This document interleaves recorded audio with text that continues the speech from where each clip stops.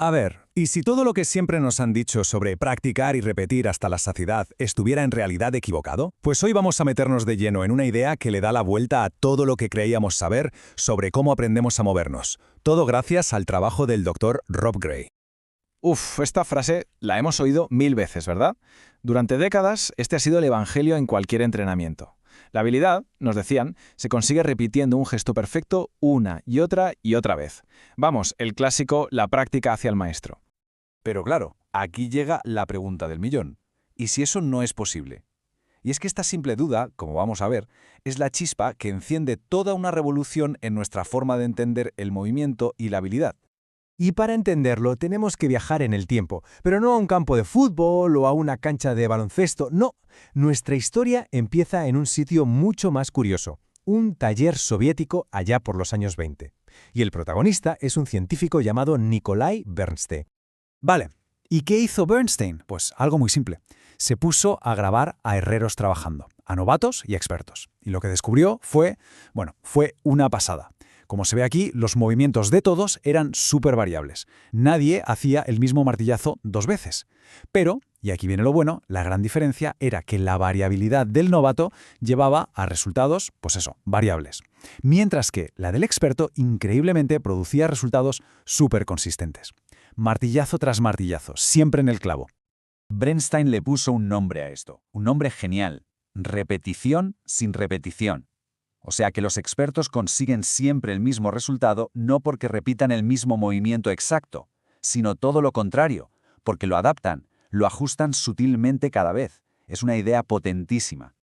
Claro, esto ponía patas arriba 100 años de teoría del entrenamiento. De repente, la variabilidad dejaba de ser el enemigo, el ruido que había que eliminar a toda costa. No, se convertía en la clave, en la característica esencial de la verdadera habilidad. Vale, esto nos lleva a una pregunta súper interesante. Si no hay una única técnica perfecta y la habilidad se basa en la variabilidad, entonces, ¿cómo demonios decide nuestro cuerpo qué hacer en cada momento con todas las opciones que tiene? El modelo de toda la vida, el que nos han explicado siempre, es como una empresa de las antiguas, muy jerárquica. Lo podemos llamar movimiento sociedad anónima. Funciona así. La información entra por los sentidos, el cerebro, que es el director general, analiza todo, crea un plan súper detallado y ¡zas!, lo mando para abajo, a los músculos, que son los curritos, que solo tienen que obedecer. Pero, ¿y el nuevo modelo? Pues es todo lo contrario. Es como una startup moderna y ágil, autoorganización sociedad limitada. Aquí no hay un jefe supremo, el movimiento simplemente se autoorganiza. Las decisiones nacen de ese diálogo constante entre lo que vemos, lo que sentimos y lo que hacemos. Es un bucle de retroalimentación donde el contexto, lo que pasa alrededor, lo es absolutamente todo. Para que nos hagamos una idea, pensemos en una bandada de pájaros. Giran todos a la vez, en una sincronía perfecta, ¿verdad? Pues no hay un pájaro líder gritando «¡ahora a la izquierda!». No, ese patrón tan complejo surge de interacciones súper simples entre pájaros vecinos. Pues con nuestro cuerpo pasa algo parecido. Entonces, estas soluciones de movimiento que nuestro cuerpo encuentra no salen de la nada. Emergen de la interacción de 3 grandes grupos de limitaciones, o constraints, como las llamó Newell. Por un lado, las del propio individuo, su altura, su fuerza, si está cansado o no. Por otro, las del entorno, el viento que hace, la luz que hay, si el suelo resbala. Y finalmente, las de la tarea en sí, las reglas del deporte, el balón que se usa, la portería a la que hay que apuntar. Claro, entender esto lo cambia todo. Si el movimiento inteligente nace de esta mezcla de limitaciones, entonces la forma de entrenar tiene que ser radicalmente diferente. Hay que dejar atrás los típicos ejercicios de repetir y repetir sin pensar. La idea ya no es darle al deportista la solución masticada. No. El objetivo del entrenador ahora es diseñar un problema. Un problema que obliga al cuerpo del atleta a encontrar por sí mismo una solución mejor. Vamos a ver un ejemplo súper claro. Mirad esto, el caso de la pelota de conexión. Tenemos un lanzador con un problema. El brazo se le abre demasiado pronto. Pierde fuerza. El entrenador, en lugar de darle la chapa con la técnica, le da una limitación. Le dice que sujete una pelotita entre el bíceps y el antebrazo. ¿Y cuál es el nuevo objetivo? Lanzar de forma que esa pelotita salga disparada hacia adelante. ¿Y qué pasa? Pues que el cuerpo por sí solo se reorganiza, encuentra un movimiento mucho más conectado y eficiente para cumplir esa tarea. Y lo mejor de todo es que el fallo se corrige sin que el entrenador haya dicho ni mu sobre la técnica. Y de aquí surgen 2 métodos de entrenamiento súper potentes. Por un lado, tenemos el enfoque basado en limitaciones, o CLA. Aquí se manipulan las reglas o el espacio para guiar al deportista hacia la solución. El ejemplo clásico son los partidos en campos más pequeños. Y por otro lado está el aprendizaje diferencial, o DL. Esto es más salvaje. Aquí se introduce variabilidad a lo loco, a veces de formas muy raras, como pedirle a alguien que patine con un ojo cerrado. El objetivo no es guiar, sino hacer que el cerebro explore un montón de posibilidades nuevas. Y esta forma de pensar es importantísima, sobre todo cuando hablamos de deportes base, de cómo entrenamos a los más jóvenes, porque de repente nos damos cuenta de que muchos de los ejercicios más típicos pues no funcionan tan bien como creíamos.